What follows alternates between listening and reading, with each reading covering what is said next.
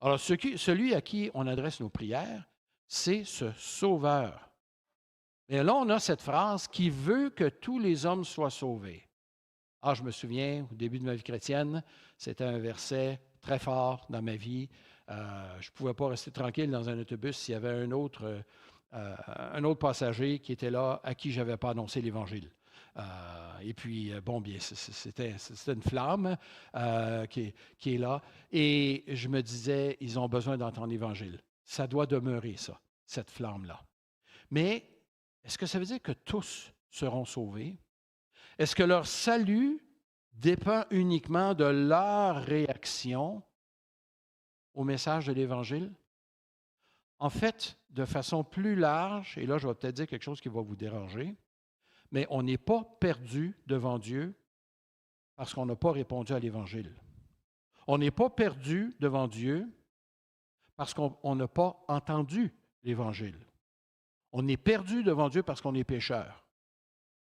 C'est ça la base. Et dans sa grâce, Dieu sauve.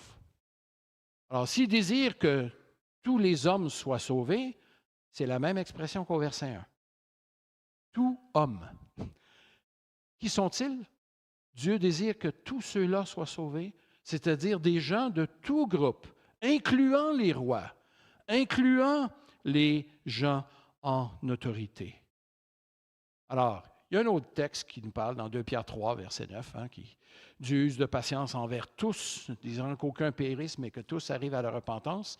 Certains mettent ces deux versets-là ensemble et se mettent un fardeau, je pense, qui dépasse celui que le Seigneur aimerait nous mettre sur les épaules. À nous d'enseigner l'Évangile, oui, à nous d'annoncer l'Évangile, mais sachons que ça prend le travail du Saint-Esprit dans le cœur des gens. Jean-Élie nous a parlé de l'appel de Dieu au chapitre 1. Ça demeure, c'était le fondement. Là. Alors, Dieu, par sa grâce, continue de sauver. Alors, la grande surprise, ce n'est pas que des gens refusent l'Évangile, c'est que Dieu en sauve des gens. C'est là qu'est le miracle. C'est là où est le miracle de la grâce de Dieu.